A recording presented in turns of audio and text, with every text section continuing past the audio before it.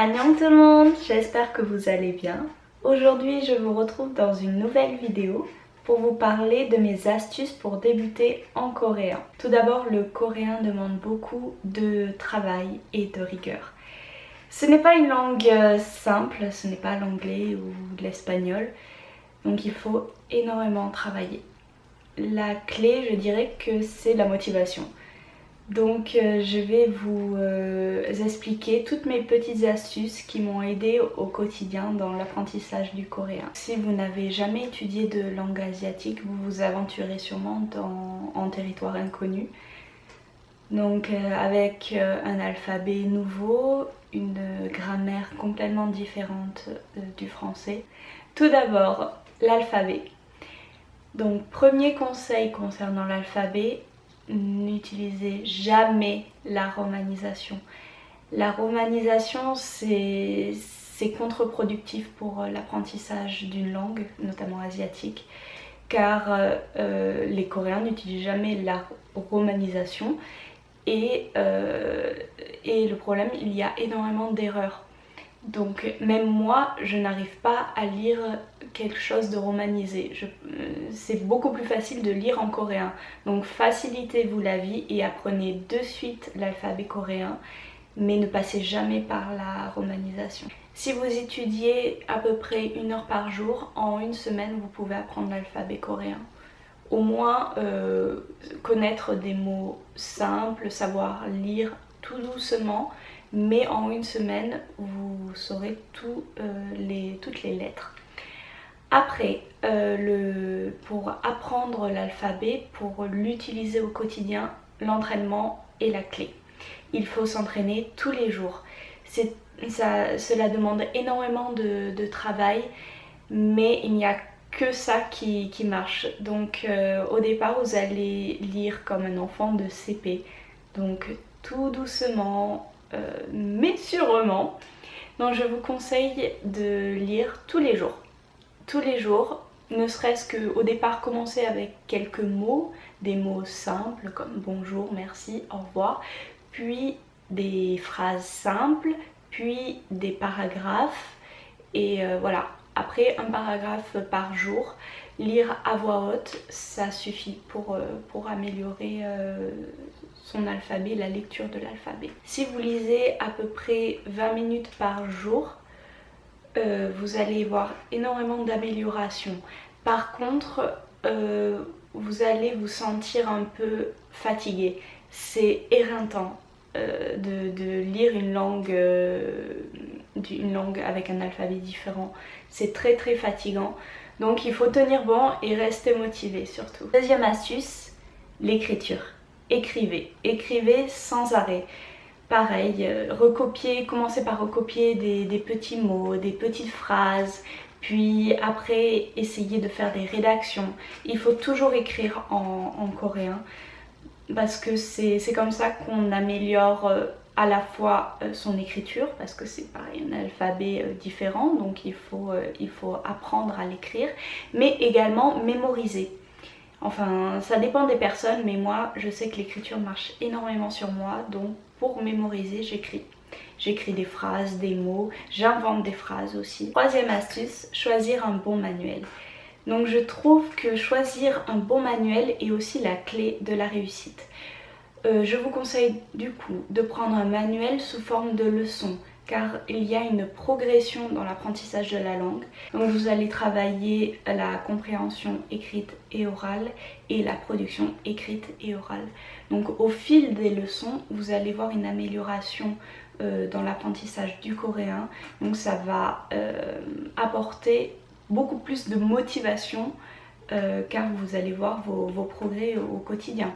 Donc vous serez beaucoup plus motivé. Concernant quel manuel utiliser, je vous renvoie à l'article que j'avais écrit il y a quelques mois, donc que je mettrai en barre d'infos. J'avais fait une sélection de manuels pour apprendre le coréen. Quatrième astuce, ne pas brûler les étapes. Donc généralement, quand on veut apprendre une langue, on veut apprendre vite.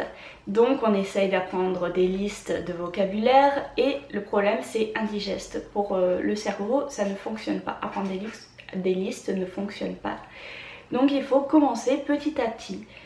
Donc ça ne sert à rien au début de votre apprentissage d'apprendre tous les noms des animaux, tous les noms des fruits et des légumes. Donc commencez par des mots qui vous servent au quotidien.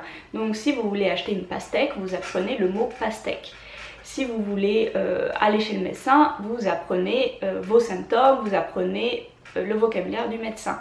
Apprenez vraiment du vocabulaire qui vous sert au quotidien, car votre cerveau va le mémoriser beaucoup plus facilement que d'apprendre des listes hors contexte.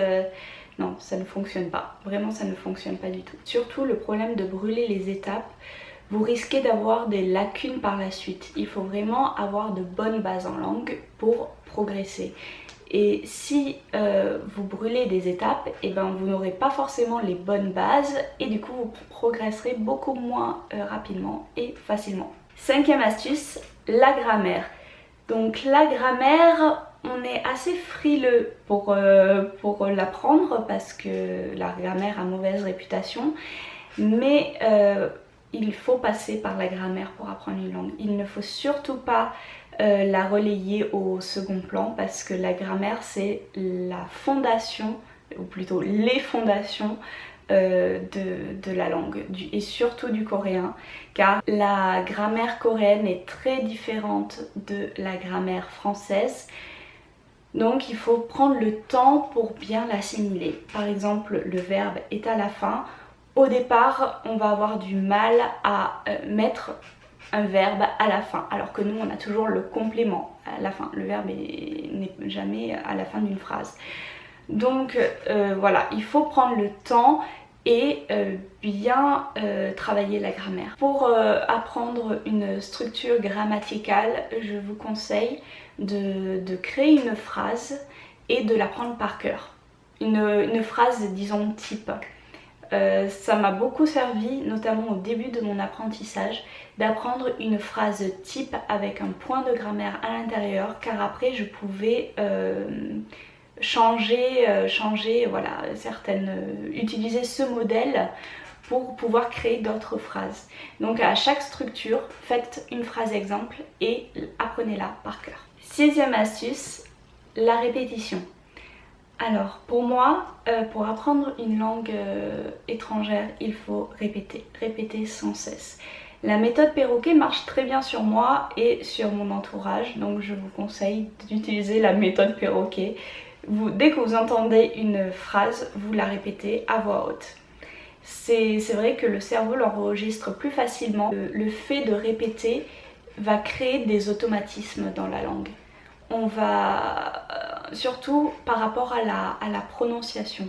La prononciation est assez difficile en coréen, donc le fait de répéter une phrase généralement simple, je vous parle de phrases simples, on est en débutant, le fait de répéter une phrase simple, on va l'enregistrer plus facilement dans son cerveau et du coup on va la ressortir aussi plus facilement. Donc je vous conseille, voilà, la méthode perroquet. Et dernière astuce, la régularité. Donc pour apprendre une langue, en général, il faut être très régulier dans son apprentissage. C'est difficile, c'est vraiment difficile parce que il faut rester motivé. C'est pour ça que voilà, la motivation est très importante pour l'apprentissage d'une langue et plus particulièrement pour l'apprentissage du coréen, car vous allez avoir des difficultés et il faut rester motivé. Donc par rapport à la régularité, je vous conseille d'étudier tous les jours. Il faut être régulier dans son apprentissage. Étudier chaque jour 30 minutes, c'est complètement suffisant. Vous n'allez pas faire des progrès exceptionnels, mais vous n'allez pas perdre. Cela ne sert à rien de faire des sessions de 4 heures tous les dimanches ou tous les samedis, car le cerveau a besoin de répéter pour enregistrer. C'est pour ça qu'il y a beaucoup de logiciels de répétition espacée. Si vous étudiez 4 heures tous les dimanches, vous n'allez pas progresser rapidement. Donc, étudiez 30 minutes par jour.